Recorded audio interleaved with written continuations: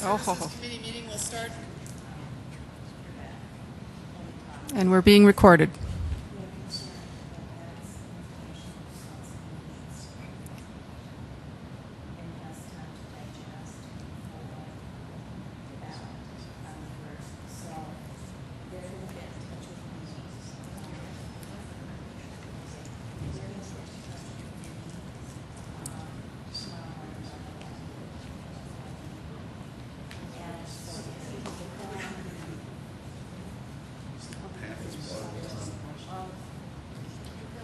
Just thought you'd like to know.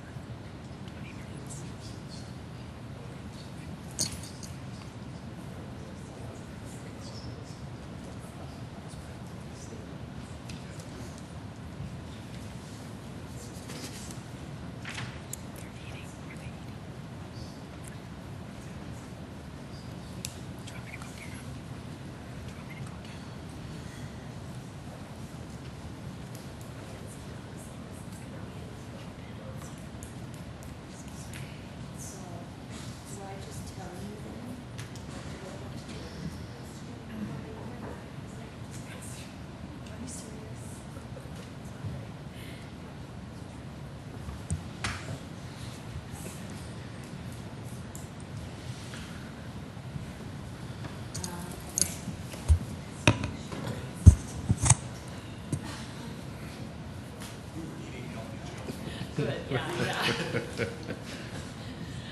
You're making my stomach growl just watching you. Okay. Calling today's meeting, Monday, July 11th, 2011, of the Public Services Committee to order. First item is the review and approval of minutes dated June 13th, 2011. So moved, Erpenbach. Second, Brown. All in favor say aye. Aye. Okay, that passes 4-0. First item on our agenda is revising Health Department ordinances dealing with 14-day notice requirement and issuing nuisance violations.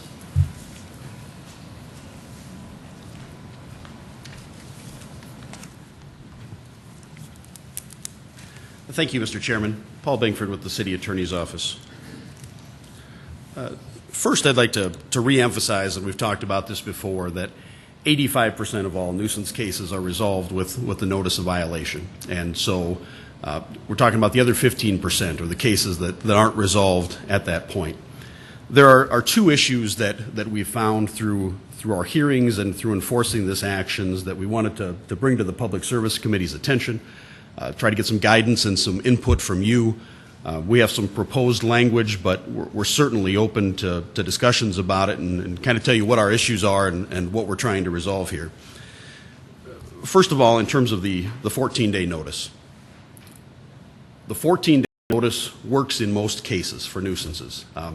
And I think originally when that was drafted, it was to allow people to have a couple of weekends in there to take care of whatever nuisance problem there was. That way, if they had plans for one weekend or the weather didn't cooperate, the thought was if you have 2 weekends to take care of an issue, that could address it.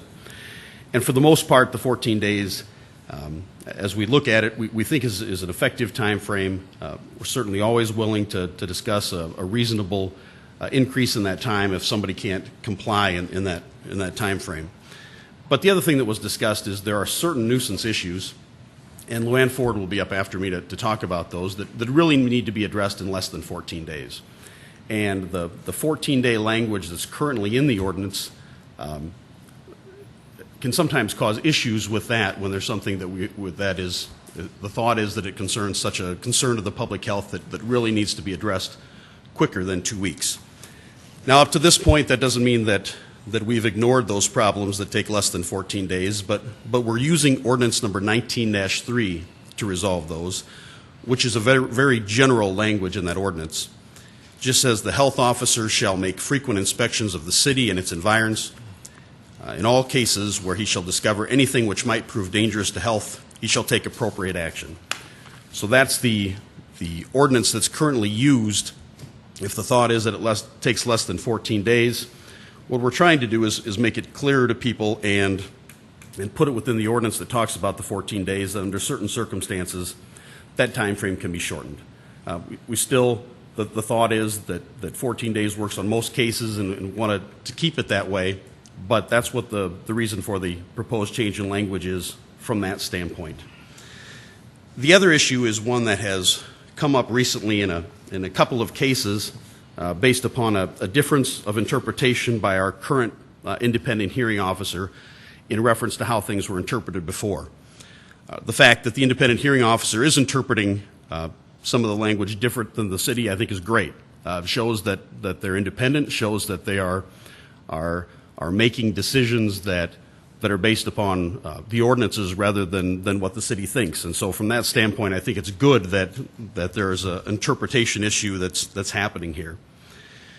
But one of the problems that we encounter is there are certain landlords, certain people who own property who will try to do the bare minimum to comply with the ordinance, but don't really go beyond that, and we get situations where we have properties that are perpetually nuisance conditions. In the past, how we've resolved that issue is that when the notice of violation is sent out from the health department, in bold language on the front page it says, any additional nuisance conditions not previously observed or as potentially may have been added to the property after the city's prior inspection must also be satisfactorily addressed via removal and or abatement. And that's in the letter, but it's not in the ordinance. And where that comes into play is when we go to a property and a notice of, when the health specialist goes to the property, issues a notice of violation, perhaps that notice of violation says there's a mattress in your yard that needs to be removed. So then, after the 14 days, maybe 16, 17 days later, the environmental specialist goes back to the property and the mattress is gone, but now there are a bunch of branches, there's garbage in the yard, there are a lot of other issues on the property. We have used that language in the letter in the past to just proceed and say the nuisance was not abated on this property within 14 days, and so a citation is being issued. The hearing officer determined, and understandably so with his interpretation, that, the language of 19-53 talks about describing the matter that needs to be removed, and that item needs to be removed within 14 days. So if the mattress is gone, but there are different property that has accumulated, then a new 14-day notice needs to be issued. The problem on enforcement with that is that you can end up with property where you never get to the citation stage, because if they are doing the bare minimum that's in the letter, but adding other nuisance items throughout the course of the summer or the course of the year, you could be at that property 6, 7, 8 times without issuing a citation because it's different nuisance items when you arrive. And so what we're trying to do is figure out a way to shore up the language to resolve those type of issues so that we don't have to continue to go back to the same property over and over and over again, issuing notices of violation. Now, the problem we've run into in doing that is a problem where, however you draft the language, or at least the ways that we've thought of before, you potentially cause harm to good landlords or people who are generally compliant with the city ordinances and compliant with city rules. And for an example, under that proposed language, you could potentially end up with a situation where, okay, there's a mattress on somebody's property. They take care of that, but an hour before the city inspector goes out, somebody has driven by and put a couch on the property, for a rental property. The city has no way of knowing if that couch has been there for an hour or if that couch has been there for 3 or 4 days. And so there's a potential enforcement issue there, which is one of the concerns. Thank you very much. And so we're trying to find a way to resolve the properties that are potentially nuisance conditions, but at the same time not harm good property owners good tenants and landlords who may fall into a situation where something has been put on their property a couple of hours before the health inspector came out there, and that they would be brought into that. Now, some of that, of course, involves enforcement in terms of the environmental health specialist in our office using good discretion in helping to determine whether this is somebody who we've had constant problems with, whether this is an issue that makes sense because there's just one other item on the property as opposed to 10 or 11 items that have accumulated on the property. And so I always, whenever you get to a situation that involves enforcement, though, you're certainly relying on those who enforce. And we understand that that's an issue and that is a concern, but we're also trying to address the properties that have perpetual nuisances so that neighbors don't have to look at an eyesore for the entire summer, where the city is in a position where we can't issue citations and can't resolve it. So we're certainly looking for input from this committee in terms of resolving that issue and in terms of addressing it. Now, one of the things that we've also discussed, though, in terms of the letter that is sent out from Public Health, you don't need to wait until the city comes back to inspect. There's language in there that says, hey, look, if you abate the nuisance before the 14 days, give us a call, and it has a phone number, and a health inspector will go out there. So for those landlords who take care of the problem in 3 days, call the health inspector, they'll come out, clear the property. It shouldn't really become an issue. I think it becomes more of an issue for those who just wait for the city to show up and re-inspect rather than taking it upon themselves to get the city back out there. But those are the two issues that we wanted to address, the issue of the 14 days and those situations that take less time, that require less time, or issues that need to be resolved quicker than 14 days. And again, Ms. Ford will come up and talk about some of those more specific situations. But we also very much want the input from this committee on how to resolve issues from properties that perpetually have nuisance conditions on them. And we're trying to address that through this language. Any questions or issues? Or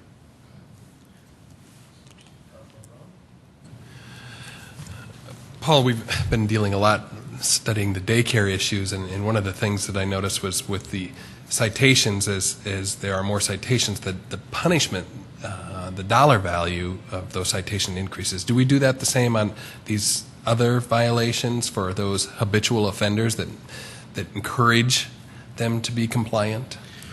What we have done in the past, before this interpretation, and I guess what we'd like to continue to do, is we start out with the notice of violation, but then it also increases there from a $100 citation to a $200 following that to a $300. Now, since we are trying to get compliance, there are certain individuals who we encounter who we know, no matter how much we fine them, we're not going to get compliance. So what we've started to do more is using discretion on a case-by-case basis. If we think that the fining process is not working and is not getting compliance, we've taken more of those cases to court. An example is if we've got somebody who perpetually doesn't listen to the city on ordinances, we may issue the $100 citation, but rather than going to the $200 and $300 and spending the time to do that, then we may file in magistrate court or circuit court if we feel that the fine method is not going to gain compliance from that individual. But we look at that on a case-by-case basis. Any other questions? I have a couple, Paul. Yes. We're talking about shortening, having a shorter time period. What type of shorter time periods are we looking at? Maybe a 3-day notice, a 24-hour notice, something like that? And that depends on the specifics. And if at this point, would you like me to have Luann Ford come up? Sure. She can talk about some of the specifics in terms of what they consider to be problems that need to be addressed quicker than 14 days. Thank you.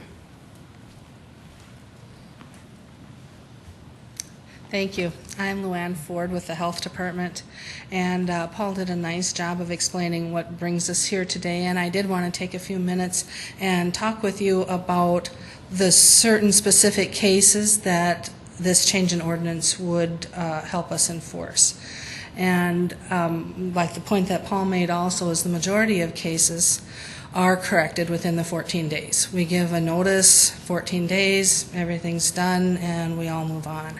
But there is a certain number of cases that require a more intense public health interest.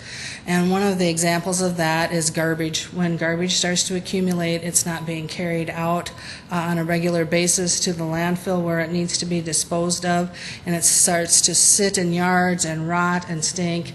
It attracts animals to the property, which then tear open the garbage, spread it around in the yards.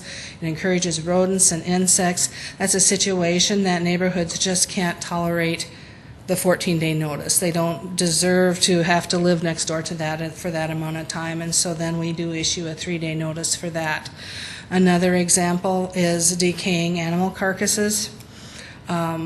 We do get a couple of those a year, and we have had cases where we have found up to 5 deer carcasses hanging in a garage that have spoiled and rotten, maggot-ridden. We have found them thrown out into people's yards where they just discard them, and it's just an intolerable situation, and it requires a shorter notice time so that it doesn't affect the neighborhood. And that would be an example of a 3-day notice too. We would give the property owner 3 days to get it removed, and if they don't, then the city would come and remove it for them and charge them for it.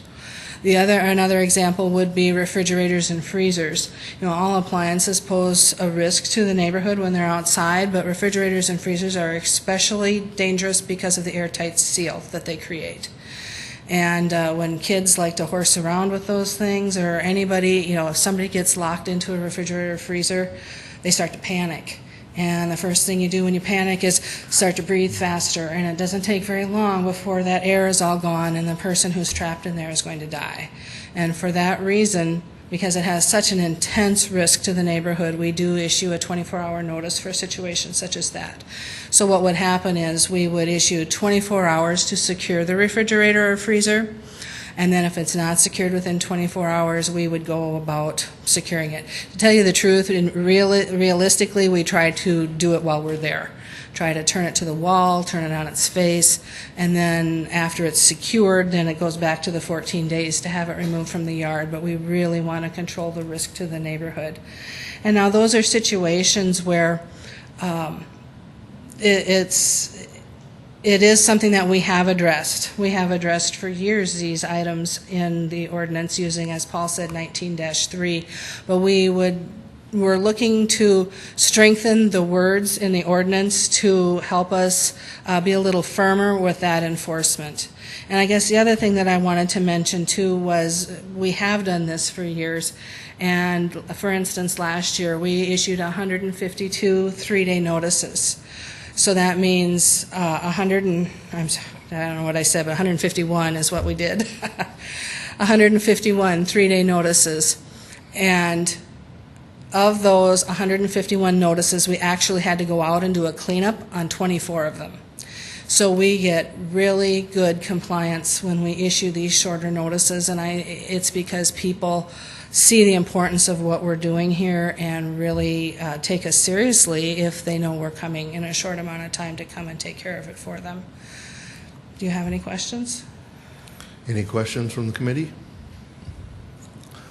Councilwoman Riefenbach?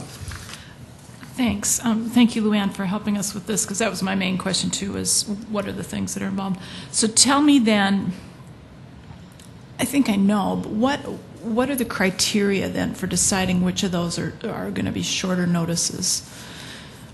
It's something that is going to have an intense, what we call an imminent public health issue for the neighborhood. So it's something that is going to spread disease right now. It's not something that's a potential, oh, it could happen or it couldn't. It's something that actually is going to cause a harm to the neighborhood right now. So if I might Michelle? follow up then, this sounds really stupid, but I'm going to ask it anyway. Who decides that?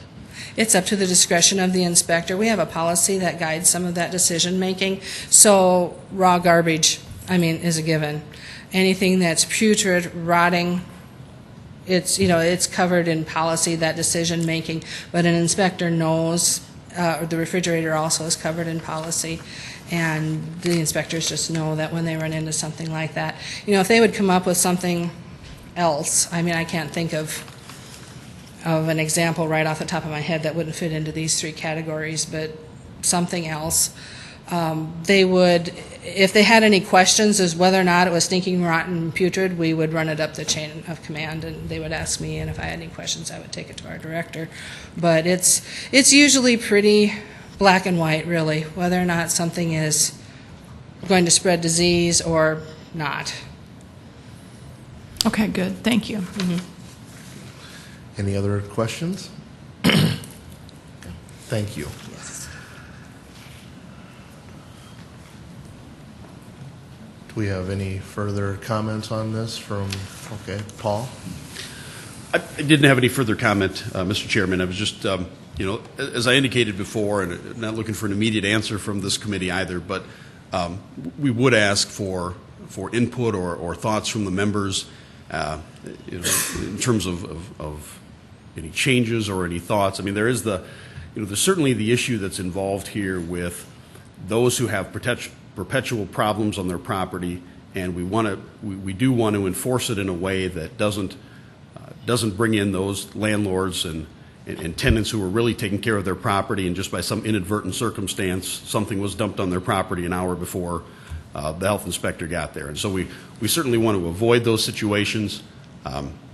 Not always easy to draft language to resolve those issues, but any input from any committee member would certainly be helpful to us in this process. Thank you.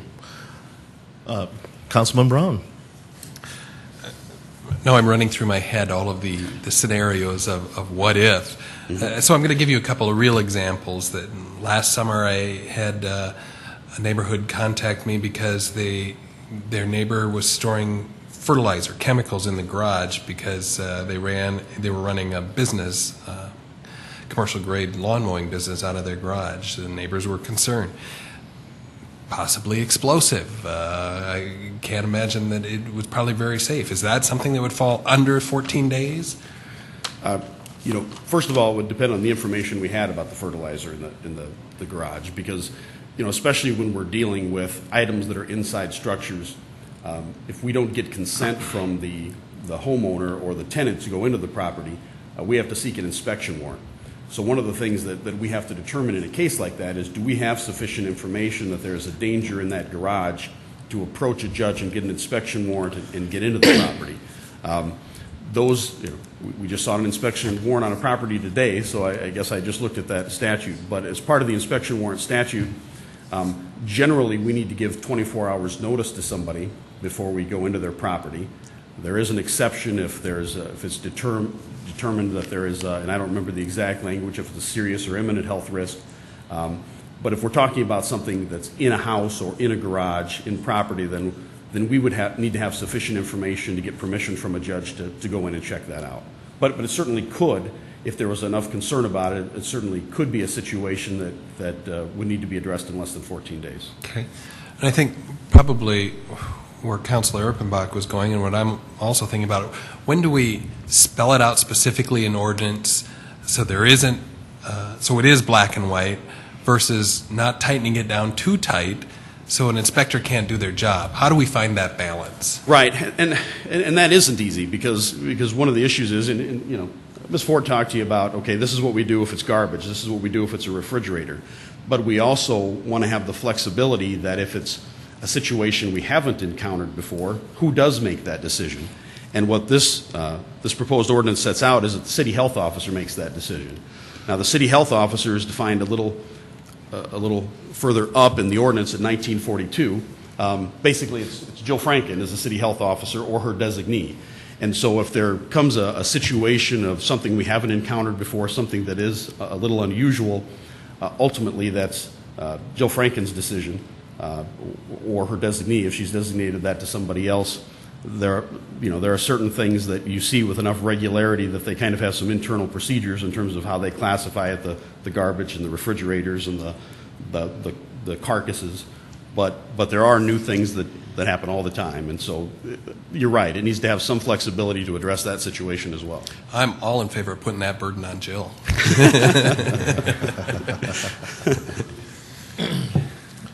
Any other comments from the committee? Well, I'd like to make one. In my 3.5 years being on the council, code enforcement has been one of my priorities. I've worked very closely with the health department and with Kevin Smith and some of our code enforcers. Part of my district happens to be an older part of the city and has some challenges. And I feel that some of the issues that we've come up with here in the last couple of years have been very unique and been handled quite well by our code enforcement team. So I want to compliment you on that. And I feel that this ordinance change will help those officers in their efficiency and completing their job as making our neighborhood safe. So this is something that I'm really going to promote here. Thank you. Thank you, Mr. Councilman? Mr. Chair, I'd like to make a motion that this be moved to the full council. Second, Erpenbach. Then I'd like to address it. Okay. All in favor, say aye. Did you want to? Can we address it first? Oh, I'm Please. sorry. I apologize. I had not read this previous to this meeting, but I'm trying to kind of do the drill. What are we missing? What are we missing? And I think that Councilor Aguilar is thinking the same thing. Let's just run it. Let's send it to council because it seems to be pretty solid.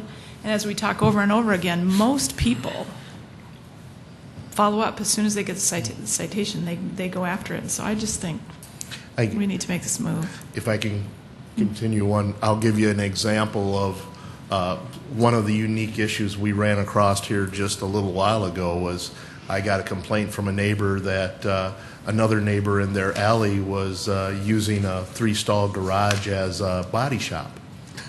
When I drove by, I didn't see a whole lot, but I notified our code enforcement team, and when they came by, there was actual paint fumes coming out the soffits of the garage.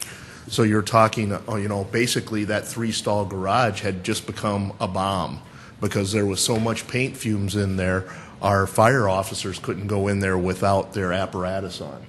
So those are the type of things we're now seeing and things that are happening that we've never had before in the city, and we definitely need to make sure that our code enforcement officers are able to handle these issues.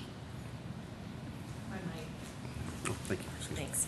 Jill Franken, I want to thank you for considering a vote to move this to the council, because really when you think about the time of year we're in, these are the kinds of things we got to move along. And I know we were asking for your input and trying to be real, collaborative with you all, but you moving it very quickly will really help us out, so we thank you. Any other comments? Okay, vote on this then. All in favor say aye. Aye. Okay, that passes 4-0. Do we have anything for open discussion at this time? I have one thing, if I may. Councilman Brown? Kevin Smith, I see you in the background. We haven't heard a lot from you lately about code enforcement. I know you're good on your feet. Can you just kind of give us an update on how the summer's going and give us a sense of what's going on in terms of code enforcement? Because this, and I've shared this with you before, there is probably nothing that brings more emails to the council than code enforcement issues. So we're always keenly interested in what you're working on. Kevin Smith with Planning and Building Services. Thank you for the opportunity. Our business is growing because we're dealing with weed and grass complaints right now. And unlike some of the issues that Luann deals with, we can give people up to 7 days to deal with that, because if you're out of town, because you're on vacation, we do try and work with people. And our goal, the mantra is voluntary compliance. We don't want to issue citations. We don't want to have our contractors have to go out and do this for you. We just want everyone to understand what the rules are and give them the opportunity to comply. And it does take a certain amount of discretion for the inspectors who are in the field, whether they're building inspectors, housing inspectors, or health inspectors, that we would hope we have the public's trust that we're not going to go too far. We're very cognizant of the feeling that sometimes government overreaches, and that's not our goal. It is simply to maintain minimum standards, and hopefully everybody can get over that bar. Based on what I've seen from the grass and weed complaints, not everybody is getting over the bar, and that doesn't mean we're going to stop or we're going to pull back. When people call us with a complaint, we're going to follow up. Now, not every complaint is a violation. Unfortunately, if you don't like the color of your neighbor's house, that doesn't necessarily mean they're in violation of an ordinance. But if they are, they'll get contacted by us. And one of the interesting things that I've learned in the last year of code enforcement is that it's not a one-size-fits-all. Now, some people will say, well, that's just too confusing to me. Why can't it always be this way? Well, you've just heard imminent health threat. If there's an imminent problem, like the case with the people who are operating illegally a body shop out of their garage, that is a time bomb. And all you have to do is go out to East 10th Street to see the results of what can and will happen. In those instances, it's immediate. It's immediate. You stop doing what you are now. In the case of grass and weed complaints, okay, 7 days, it's reasonable. In some cases, 14. The goal is to help people out, but to provide a level of service to the rest of the community where you're not getting phone calls saying, well, nobody's doing anything about this. So the long answer to your short question is we spend a lot of time talking about these issues internally. We are aware that sometimes there's not a lot of trust in city government, but I would just hope that the city council and the citizens understand we put a lot of thought into this, and we want to be fair, but there comes a time where if you're not responsive, you'll get a visit from one of our enforcement officers, and there will be follow-up. And like Paul said, in some cases, it's one strike and you're out. It's not always 3 strikes. We're not going to give people months and months and months, but if they're making an effort, we want to work with them. But if they're not, we've got other methods for that as well. So I hope that provides you some kind of update. Thank you. Thank you, Kevin. We have any other items for open discussion? I'd like a motion for adjournment. So moved. Second. All in favor, say aye. Aye. This meeting is adjourned.